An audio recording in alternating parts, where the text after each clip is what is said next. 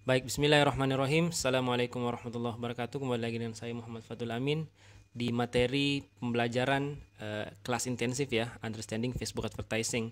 Nah, di video kali ini kita akan bahas tentang lanjutan dari materi sebelumnya, materi video sebelumnya ya, di demo bagaimana cara menggunakan objektif di Facebook. Nah, terkhusus lagi di objektif pertimbangan yang ada di pembuatan prospek yang di bawah ini. Terakhir adalah video penayangan video ya, bagaimana cara menggunakan ini, terus video apa saja, berapa ukurannya dan berapa durasinya, itu sudah kita bahas di video sebelumnya.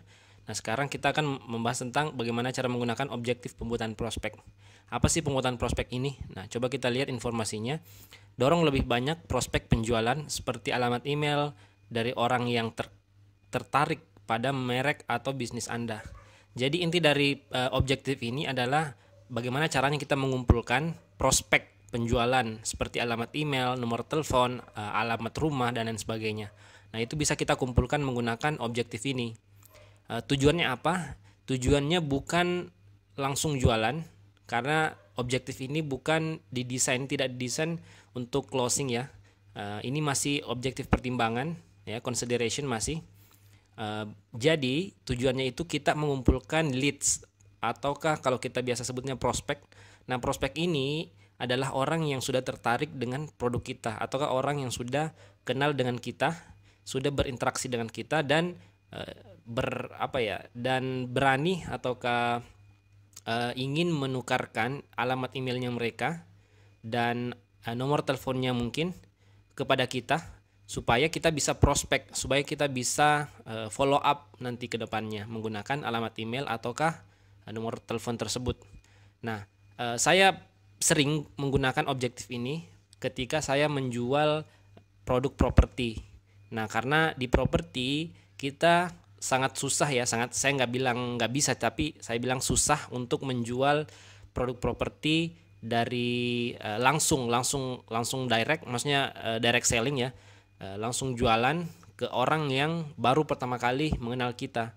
Kita harus membangun trust terlebih dahulu, kita harus membangun rapport ataukah membangun kedekatan terlebih dahulu kepada calon pembeli kita yang dimana kita sebut sebagai prospek. Nah, makanya pembuatan prospek ini sangat identik dalam penjualan properti. Jadi teman-teman yang berjualan properti, saya sangat sarankan untuk menggunakan objektif pembuatan prospek ini, yang dimana teman-teman bisa mengumpulkan semua data ataukah leads ataukah prospek yang kiranya tertarik dengan produk Anda. Nah, mungkin Anda bisa broadcast, Anda bisa berinteraksi dengan mereka melalui email ataukah WhatsApp. Setelah itu Anda baru bisa jualan properti yang Anda punya, seperti itu. Langsung saja bagaimana cara menggunakannya. Klik langsung pembuatan prospek. Setelah ada centang warna biru seperti ini, scroll ke bawah sedikit. Seperti biasa, berikan nama ya. Beri nama kampanyenya apa. Saya nama prospek jualan properti misalnya. Jualan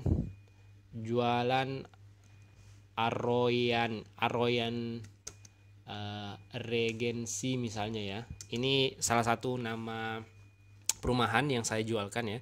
Jualan Aroyan Regency. Jadi ketika saya cari apa data yang saya ingin lihat dari hasil penjualan ini tentang Aroyan Regency, tinggal saya search nama kampanye tersebut, nanti akan muncul, tinggal diklik dan bisa dilihat datanya di dalam. Nah, kita lanjut. Ini diabaikan saja dulu pembuatan uji split test dan anggaran kampanye ataukah BOD kalau istilahnya di bahasa Inggris. Kita lanjutkan saja langsung. Lanjutkan. Oke, sekarang kita masuk ke set iklan atau ad set. Nah, pertama kita harus memberikan nama dari ad set tersebut. Saya beri nama ad set atau AS, tanda kurang Bogor, maksudnya saya akan target orang-orang yang di Bogor, tanda kurang Aroyan, maksud saya nama propertinya, nama perumahannya. Jadi Bogor Aroyan. Oke, sekarang kita pilih halaman Facebook. Nah, pilih halaman Facebooknya. Di sini saya sudah pilih ya, propertiku. Teman-teman harus perhatikan yang ini. Anda sudah menerima ketentuan iklan. Jadi Facebook memberikan ketentuan-ketentuan tertentu untuk objektif iklan yang ini. Teman-teman bisa mengklik lihat ketentuan.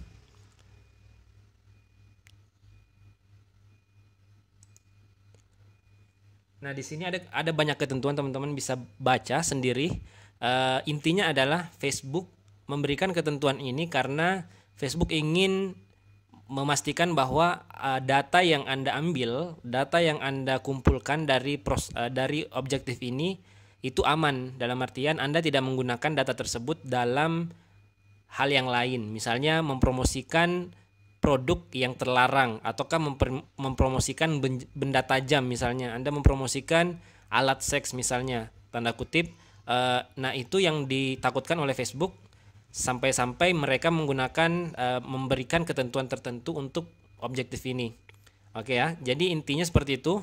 Nah, teman-teman, ketika di sini terimanya masih biru dan di sini belum hijau, artinya Anda harus mengklik terima ini. Ketika Anda mengklik terima tersebut, itu berarti Anda sudah sepakat dan berjanji bahwa tidak akan menyalahgunakan data yang Anda ambil dari data usernya Facebook. Oke. Ini saya sudah terima ya, saya sudah terima hijau. Nah, sekarang kita kembali ke dashboardnya kita di AdSet. Nah, sekarang kita akan membuat pemirsa. Karena saya di iklan properti ini sudah menggunakan beberapa kali beriklan ya. Coba saya lihat apakah belum ternyata. Jadi kita akan membuat pemirsa baru. Nah, pemirsa barunya seperti apa? Kita coba edit lokasinya karena saya ngiklannya orang-orang di Bogor. Jadi saya akan ubah lokasinya menjadi Bogor. Bogor, West Java dengan radius 18 km. Dan Anda harus perhatikan di sini orang yang tinggal di lokasi ini. Saya tidak ingin menargetkan orang-orang yang baru-baru ini berada di lokasi ini. Karena asumsi saya bahwa orang-orang yang baru berada di lokasi ini adalah orang pendatang. Nah, saya ingin orang-orang yang ada di lokasi ini berarti orang yang tinggal, yang betul-betul sudah menjadi orang Bogor dan berdomisili di Bogor. Oke, nah kita lanjut ke umur. Ketika teman-teman berjualan properti, asumsikan saja terlebih dahulu ya. Kira-kira orang umur berapa yang membutuhkan properti sampai umur berapa? Kalau saya sih biasanya umur 27 sampai mungkin umur 50 ya. Targetnya adalah ketika teman-teman target orang 50, itu berarti Anda akan menggunakan copywriting yang bersifat apa ya? Orang yang mencari aset, orang yang mencari passive income. Misalnya ada orang tua yang ingin beli tanah atau beli rumah dan rumah itu ingin disewakan. Mereka sudah punya rumah sebenarnya, tapi karena mereka pengen pendapatan lebih, pengen passive income dari properti, makanya mereka nyari-nyari rumah untuk disewakan lagi. Apalagi di Bojonggede termasuk wilayah yang area yang sangat ramai ya, dekat dari stasiun. Jadi di sana biasanya banyak orang-orang yang bekerja di Jakarta yang mencari rumah di Bojonggede seperti itu. Oke, kita lanjut. Jenis kelamin nggak usah diedit karena properti semua orang bisa beli ya, laki-laki baik perempuan maupun baik laki-laki maupun perempuan bisa beli properti. Nah, pentargetan terperinci. Oke, karena saya berjualan properti, khususnya properti syariah. Nah, di sini penargetan terperinci ini saya akan menargetkan kepada orang-orang yang misalnya orang yang kerja di Pertamina. Jadi di sini saya tuliskan Pertamina. Nah, Pertamina. Jadi orang-orang yang berminat, tertarik dengan Pertamina, ataukah orang-orang yang pernah mengetikkan Pertamina di Facebooknya, asumsi saya bahwa orang-orang seperti ini adalah orang yang bekerja di Pertamina, ataukah orang yang mempunyai keluarga yang kerja di Pertamina. Asumsi saya seperti itu. Ini hanya asumsi karena kita belum buktikan dengan data ya. Nanti kita bisa lihat datanya ketika kita selesai beriklan, kita lihat hasil iklannya, apakah betul-betul interest Pertamina ini cocok ataukah salah. Nah, nanti kita bisa buktikan. Terus kita lihat lagi saran dari Facebook. Nah, di sini ada beberapa BUMN yang teman-teman bisa targetkan juga, misalnya Telkomsel. Telkomsel juga masukkan, terus Garuda Indonesia juga bisa, dan lain sebagainya. Saya cuma contohkan 3 ya. Nah, selanjutnya kita gunakan persempit pemirsa. Di persempit pemirsa ini, teman-teman targetkan, karena saya jualan properti syariah, artinya saya akan jualan ke orang-orang yang ngerti syariah, yang aware sama syariah, yang paham dan ingin menerapkan syariah. Makanya saya akan menargetkan ke orang-orang yang tertarik dengan syariat Islam. Coba saya tuliskan syariat Islam di sini. Oh, ternyata ada ya. Syariat Islam, kita lihat lagi sarannya. Al-Quran juga ada. Terus apa lagi ya? Kita bisa ambil kerudung mungkin. Jadi orang-orang yang tertarik sama kerudung, pernah berinteraksi ataukah engage dengan kata-kata kunci kerudung di Facebook, itu bisa kita target. Apalagi. Nah, untuk sementara itu aja ya. Nah, kita akan gunakan kecualikan fitur dari Facebook yang mengecualikan orang-orang yang kita tidak ingin targetkan. Karena saya berjualan properti, tentunya saya tidak ingin iklan saya tampil kepada orang-orang yang berjualan properti juga ya. Maksudnya broker di sini. Saya tidak ingin menargetkan iklan saya kepada marketing properti. Kenapa? Karena ya percuma saja. Ngapain saya beriklan kepada orang-orang yang sama jualannya properti juga. Nah, di sini kita bisa targetkan. Contohnya broker, kita tulis ya broker ya. Broker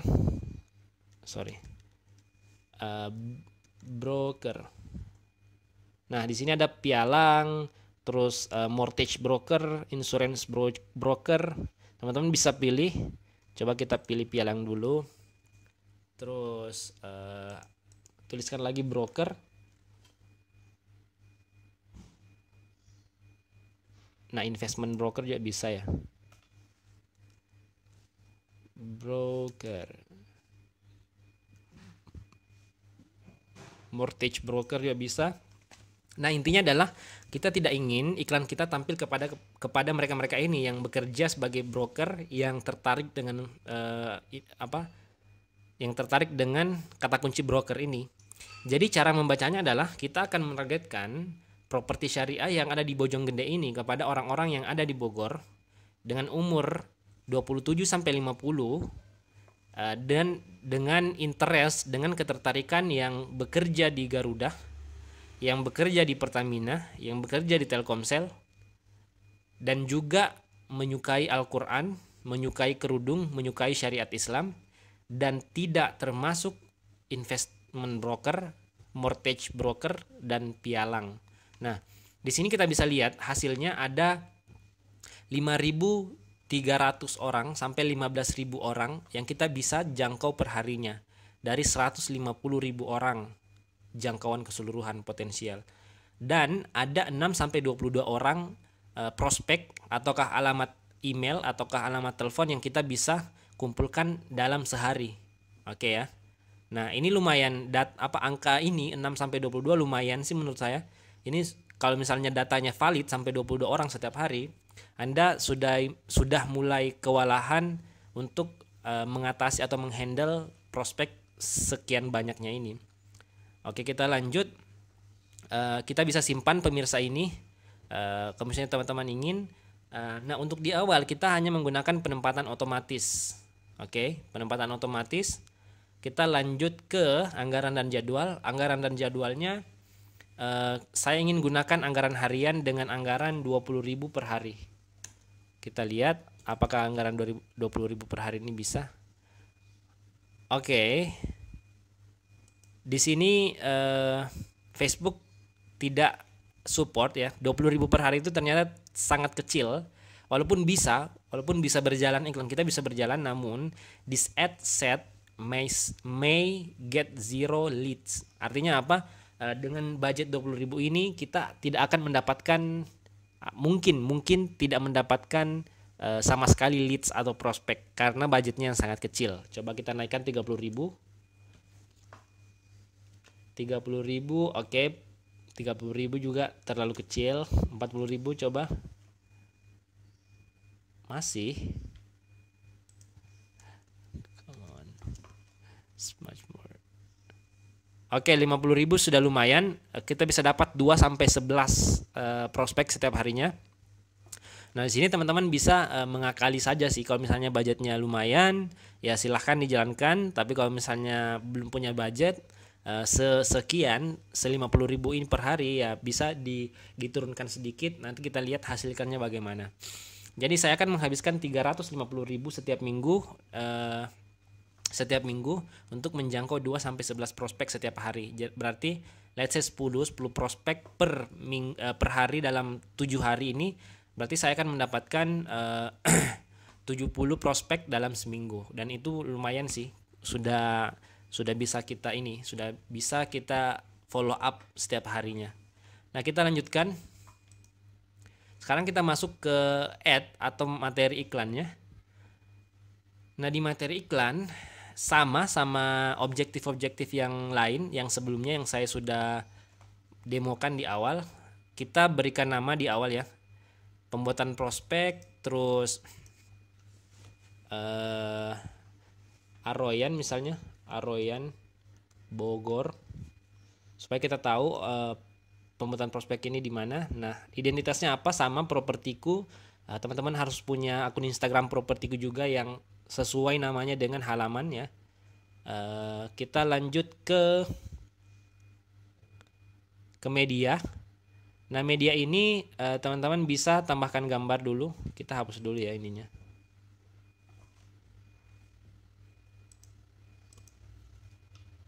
Tambahkan media, misalnya gambar.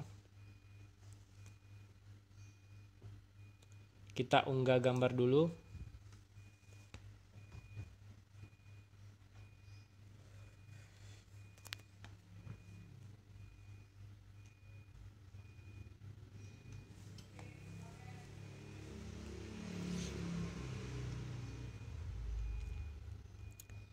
Nah, kita cari gambar yang berkaitan dengan properti. Tapi sebenarnya teman-teman harus harus prepare sebelum beriklan. Gambarnya, copywritingnya itu harus di-prepare. Tapi karena ini hanya demonstrasi, hanya demo, jadi nggak terlalu profesional ya, karena saya tidak prepare sebelumnya. Oke, kita bisa lihat kira-kira gambar yang mana yang berkaitan dengan properti.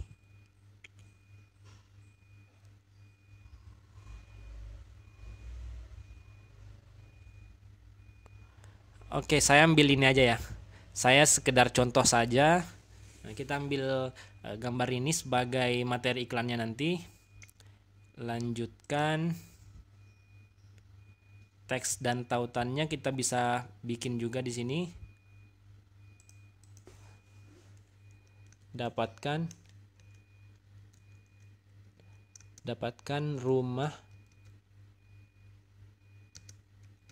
impian Anda dengan cara yang berkah di sini. Hubungi marketing terbaik kami.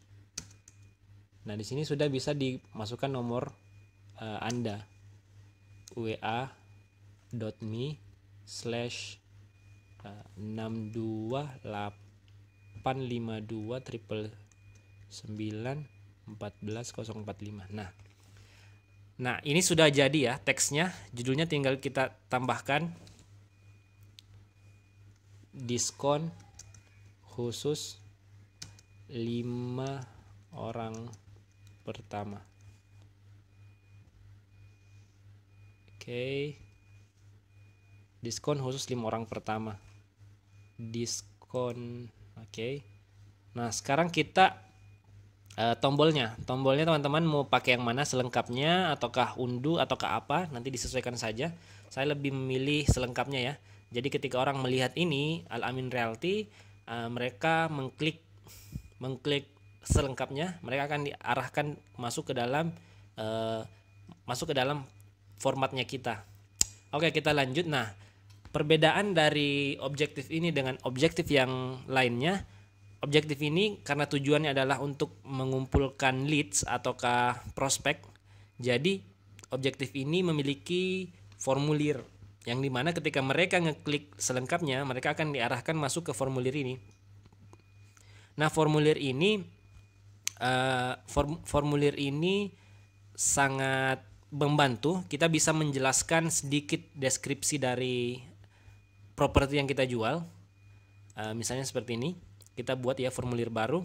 Nah, teman-teman tadi klik ini, klik yang buat formulir baru di sini, formulir baru. Nah, ini sudah masuk ya. Pertama kita buatkan dulu namanya apa? Aroyan Regency Form. Oke. Nah, sekarang jenis formulirnya kita ada dua jenis formulir yang teman-teman bisa pilih. Yang pertama adalah lebih banyak volume, yang kedua adalah niat yang lebih tinggi. Kalau Anda memilih lebih banyak volume, artinya Facebook akan menampilkan iklan ini kepada orang yang banyak. Jadi kebanyak orang lah intinya. Yang kedua, ketika Anda memilih pilihan ini, niat yang lebih tinggi, artinya Facebook akan menampilkan ke orang yang betul-betul berniat untuk menjadi customer Anda atau berniat untuk membeli properti. Kalau saya sih lebih memilih yang kedua, karena percuma banyak yang masuk, banyak yang nanya-nanya doang tapi tidak closing, tidak beli. Nah, saya lebih memilih yang kedua. Nah, sekarang kita lanjut ke intro. Ini sebenarnya optional ya intronya, tapi teman-teman bisa menggunakan intro ini dan memanfaatkannya dengan baik. Nah, saya bisa memasukkan ini hunian berkah di Jabodetabek atau di Bogor ya. Di Bogor, terus saya kalau teman-teman ingin gunakan gambar ini bisa, atau ingin menggunakan gambar yang lain di sini tinggal diunggah. Terus di sini kita bisa masukkan deskripsi singkat dari properti yang kita jual, misalnya 5 menit dari stasiun Bojong Gede, 10 menit dari rumah sakit, dan lain sebagainya. Nah, ini hanya sebagai contoh ya. Oke, kita lanjut ke pertanyaan. Nah, pertanyaan ini yang akan kita ambil datanya. Kira-kira teman-teman butuh data apa dari mereka? Nah, itu bisa dituliskan di sini, bisa ditampilkan di sini. Judulnya kita bisa masukkan, silahkan masukkan data diri Anda. Nah, emailnya, terus nama lengkapnya bisa ditambahkan. Misalnya saya ingin tambahkan nomor telepon ya, kontak field. Nah, phone number yang ini ya, phone number. Kita bisa ganti nama di sini kita bisa ganti namanya, misalnya nomor telepon.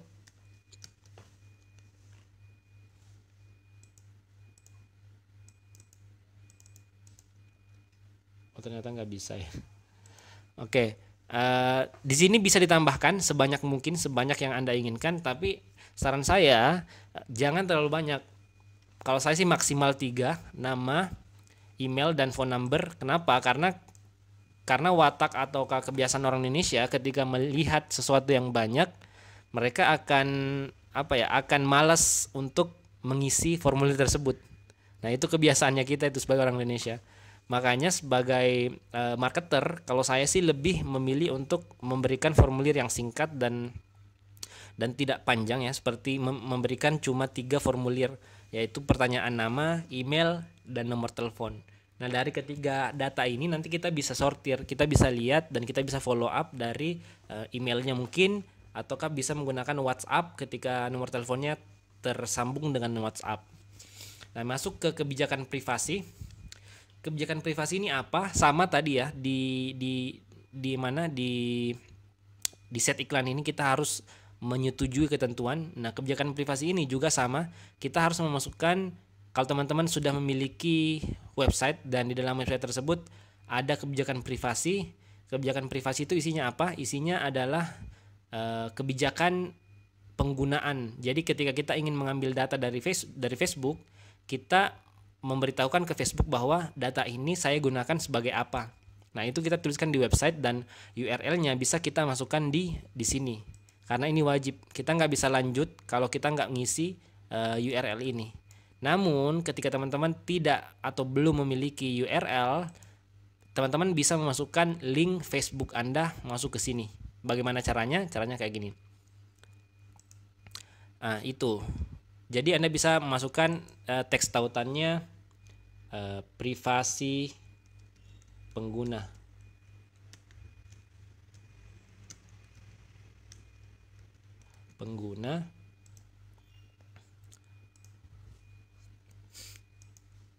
Nah, Anda bisa memasukkan link yang ada di Facebook ini, misalnya facebook.com/nama Anda, itu Anda masukkan saja di sini.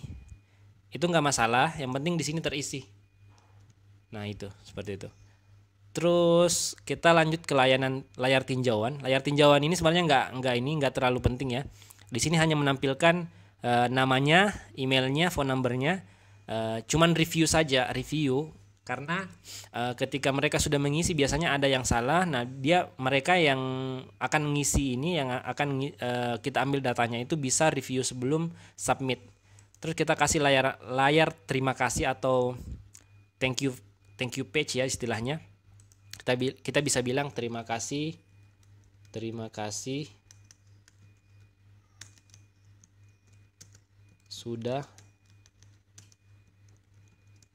sudah mengisi formulir.